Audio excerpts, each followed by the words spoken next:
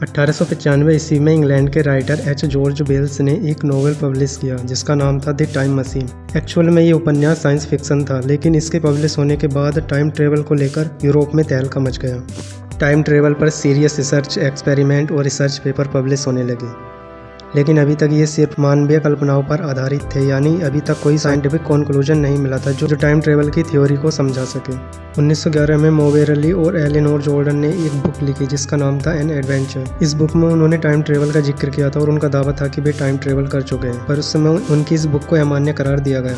इस घटना के 4 साल बाद सन 1915 ईस्वी में अल्बर्ट आइंस्टीन ने एक थ्योरी दी जिसका नाम था थ्योरी ऑफ रिलेटिविटी। इस थ्योरी के सामने आते ही मानो टाइम ट्रेवल पर रिसर्च कर रहे व्यक्तियों में खुशी की लहर दौड़ गई, क्योंकि इस थ्योरी की मदद से टाइम ट्रेवल पॉसिबल लग रहा था। क्योंकि आइंस्टीन की इस थ्योरी में गति और समय के बीच एक संबंध बताया गया था जो कहीं ना कहीं टाइम ट्रेवल की तरफ इशारा कर रहा था। हम जानते हैं कि ब्रह्मांड में 3 आयाम यानी 3 डायमेंशन होते हैं, जिन्हें हम XYZ डायमेंशन के नाम से जानते हैं, जिसके द्वारा कोई 3D स्ट्रक्चर डेवलप किया जाता है। But according to theory of relativity time ब्रह्मांड का 4th डायमेंशन है। आइंस्टीन ने इस थ्योरी की मदद से बताया कि टाइम और स्पेस आपस में जुड़े हैं, जिसे स्पेस टाइम कहते हैं। इसके अनुसार टाइम की गति को तेज या धीमा किया जा सकता है। और सर आइजैक न्यूटन के अनुसार समय पूरी तरह से गति पर डिपेंड होता है, यानी गति ज्यादा होने पर कम समय में अधिक दूरी तथा गति अधिक होने पर वही दूरी तय करने के लिए ज्यादा समय लगेगा। हम सब जानते हैं कि ब्रह्मांड में सबसे तेज प्रकाश की चाल होती है और प्रकाश के चाल के अनुसार ही हम समय यानी दिन और रात निर्धारण करते हैं। लेकिन अगर हम प्रकाश की गति से तेज यात्रा करें तो हम फ्यूचर में क्या होने वाला है देख सकते हैं, पर यह काम सुनने में जितना आसान है उससे कई गुना ज्यादा कठिन भी है, क्योंकि प्रकाश की चाल से गति करना लगभग इम्पॉसिबल है। क्योंकि अभी तक धरती पर कोई ऐसी चीज नहीं है जो प्रकाश की गति से यात्रा कर सके। ऐसा करने का हमारे पास सिर्फ एक ही रास्ता है, वो है बर्म होल। बर्म होल अंतरिक्ष में एक स्थान से दूसरे स्थान तक तेज गति से यात्रा करने का मार्ग होता है, पर ये आकार में बहुत छोटे होते हैं और कुछ ही समय के लिए खुलते हैं। वैज्ञानिकों का मानना है कि नेगेटिव एनर्जी से इनके खुलने की अवधि को बढ़ाया जा सकता है। आइंस्टीन के अनुसार स्पेस टाइम ब्रह्मांड में घटित हो चुकी हो रहे और होने वाली घटनाओं को एक सीक्वेंस में रिकॉर्ड करते हैं, ठीक मूवी के सीन की तरह, जिन्हें हम रिमोट की सहायता से आगे पीछे करके देख सकते हैं। ठीक उसी प्रकार टाइम को भी आगे पीछे करके देखा जा सकता है।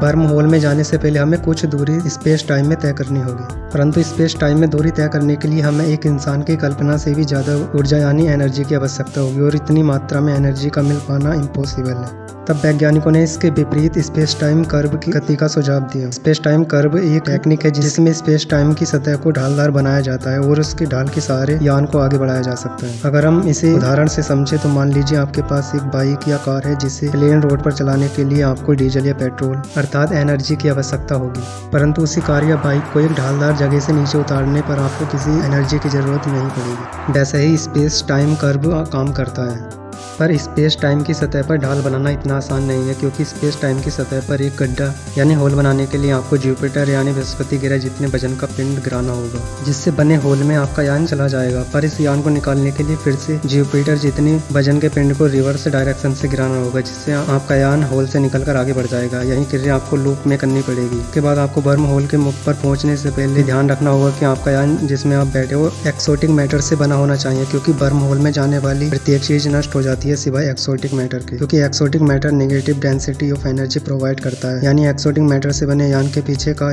स्पेस टाइम फैलने लगेगा और आगे का सिकुड़ने लगेगा, जिससे बर्म होल का मुख भी बंद नहीं होगा। और ऐसा पदार्थ न तो कभी धरती पर पाया गया है और ना ही वैज्ञानिक ऐसा कोई पदार्थ बना पाए हैं। आपको क्या लगता है कि टाइम ट्रेवल पॉसिबल होगा या नहीं? कमेंट में जरूर बताएं।